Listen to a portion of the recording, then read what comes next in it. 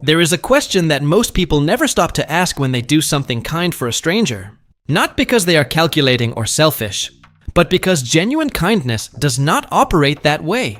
It does not keep records. It does not file away the moment under future investment or anticipated return.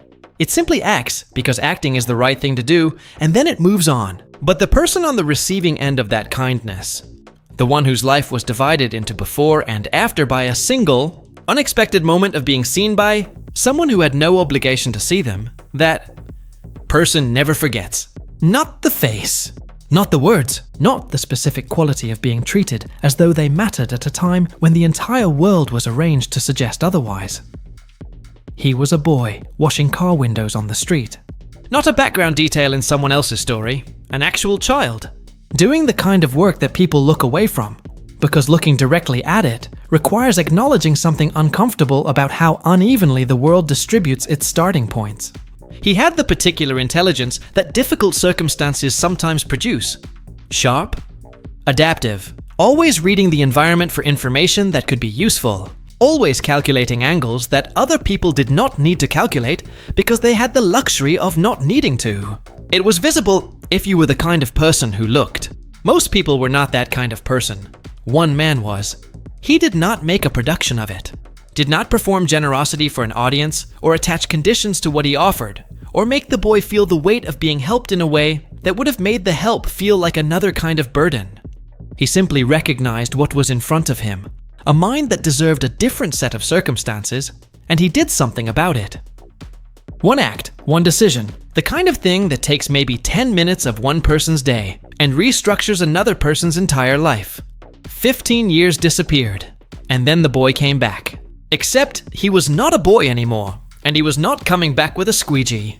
He was coming back as something that the people who had never noticed him the first time around would have found completely impossible to predict. An aerospace tycoon.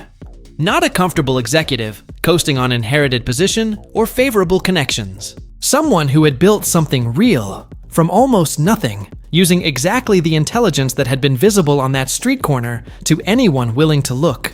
The industry he had entered, and the position he had reached, were the kinds of things that make rooms go quiet when someone walks into them. He came back to say thank you. That was the original intention. To find the man who had changed the trajectory of his life, and to close a circle that had stayed open for 15 years. What he found instead stopped him completely. The man who had once had the clarity and character to see a street kid and treat him with dignity had been surrounded, in the years since, by people who shared neither of those qualities. His adopted children, the ones he had brought into his life and his home and his legacy, with the same open-handed generosity that had defined his. Encounter with the boy on the street, had looked at everything he built and seen not something to honor or continue, but something to take. The company that represented his life's work had been systematically pulled away from him through the kind of internal maneuvering that requires both patience and a complete absence of conscience.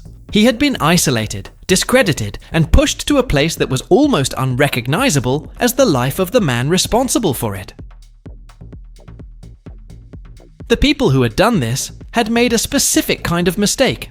The kind that seems safe only because the people making it cannot imagine the variable they failed to account for. They had never considered the boy with the squeegee. Why would they? He was nobody, from nowhere, connected to their father by a story that was 15 years old and easy to dismiss as sentiment. They did not know what he had become. They did not know he was coming. And they had absolutely no framework for understanding what it means when someone who has spent 15 years building real power decides to use it on behalf of the one person who deserved it most. What followed was not impulsive or emotional. It was the methodical, perfectly informed dismantling of everything they had constructed on foundations they had stolen. Every move they had made to push a good man out was reversed with interest. Every comfort they had settled into was discovered to be less permanent than they had assumed. The boy they had never seen coming had arrived. And Richard Harrington's ungrateful family was about to find out exactly what it costs to wrong the wrong man's father.